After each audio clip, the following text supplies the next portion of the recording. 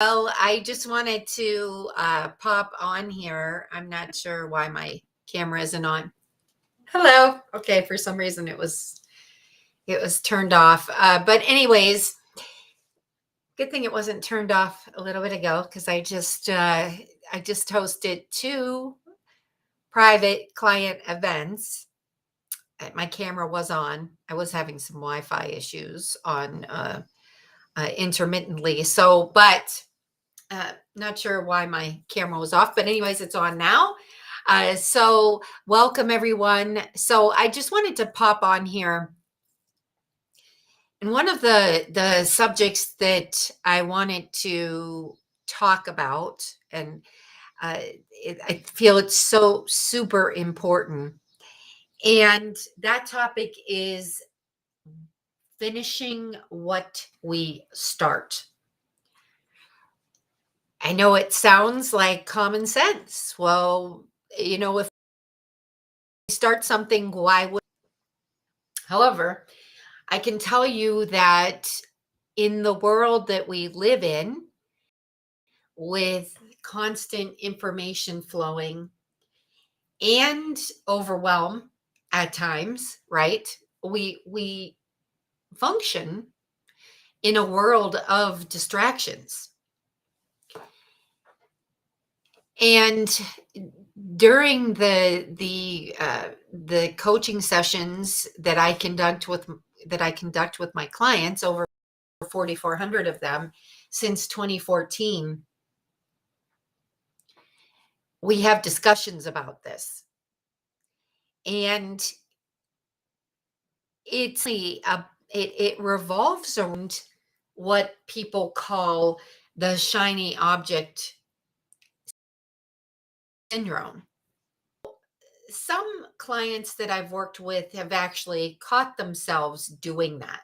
And what I mean by a shiny object, that really doesn't define it as clearly as perhaps it could be. Maybe you're familiar with that term, maybe you're not. Some people may call it like chasing rabbits, or there are different terms for it. But the clients that I have worked with, when they are referring to that, or they tell me, look, I've purchased 5 courses and I haven't finished any of them. Why? Well, when I ask that question, they tell me it's because they got distracted, or they weren't doing the right things in the right order. So that's why it's important that you yourself have accountability, of course, for your actions. No one is going to be able to do that for you. But then, of course, having someone that can help you stay on that path is important. Now, obviously, for some of those clients that I've had that have invested in 4, 5, even 6 courses, but haven't seen those to fruition, of course, that can bother them because, first of all, they've invested in the money. If they didn't do the work, then they're not learning the principles, they're not learning the information, and they're not executing on it. Now, what we have done as far as when we're working together is choose one course and finish that. And if you happen to struggle with this, like having too many irons in the fire is a saying, or, too many open items, I would recommend that you also choose one course. The thing is, there is so much out there now, like I was talking about with information overload and AI and all these things. I mean, the beautiful thing, the silver lining is, in the world that we live in, there is always something we can learn. There is a book that we can listen to, or there are, of course, books that we can sit down and read and underline. However, studying too many things at one time just reminds me of multitasking. I'm not a believer in multitasking. Now, I agree that sometimes you cannot avoid it. Sometimes you may have to multitask if you're in a situation where, let's say, you need to make a phone call, but you are also in, you're sitting in on a call, not leading a call, but you may have to make a phone call, and you may be sitting on a Zoom call, and hopefully you have the ability to, turn your video off, or and or mute if you're having to, let's say, check in with a school. Perhaps you have a child in school, and or could be making a phone call to a vendor or a client. But the research studies have clearly shown that multitasking can actually hurt our performance as opposed to help it.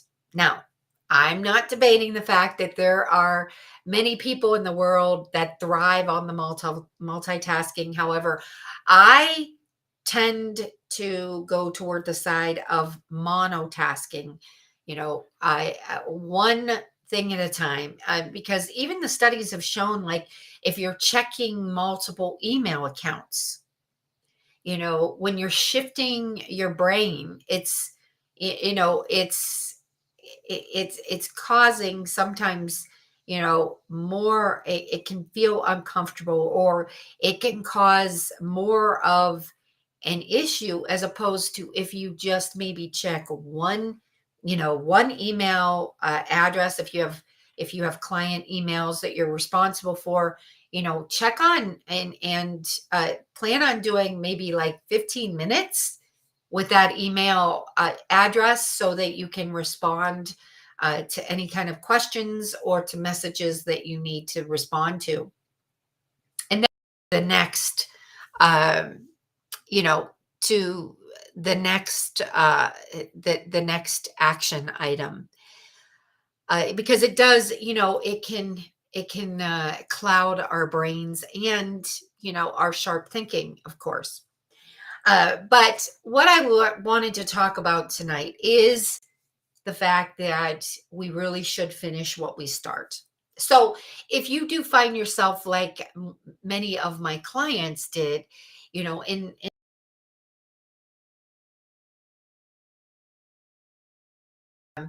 by all means, choose that one course that can actually help you make more revenue in your business. Choose that one, from a matter of priority, not nice to know, but what is it that you need to know? And then after you finish that course, then only then would I go on to the next one. So there are three reasons why it's important for us to finish what we start. Okay. And I'm going to share those with you. I'd love to hear your comments on it. It's a wonderful thing when we're able to share our different perspectives, because we can all learn from each other. But the first reason why I truly believe it's important we finish what we start, and not jumping around, doing a little bit of that course, and then I'm going to go do a little bit of that. I mean, I don't know about you, but before audiobooks, I had a hard time even reading more than one book at a time. Even if I had like a business book and a personal book, my preference was to read one book at a time.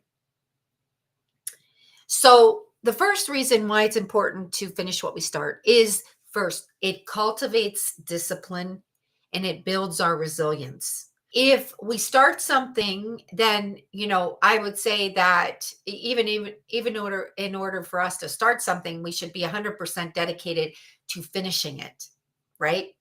So that really does build our resilience. And saying what we're going to do and then doing what we say also builds the confidence in ourselves. And that's not something that we want to overlook, right?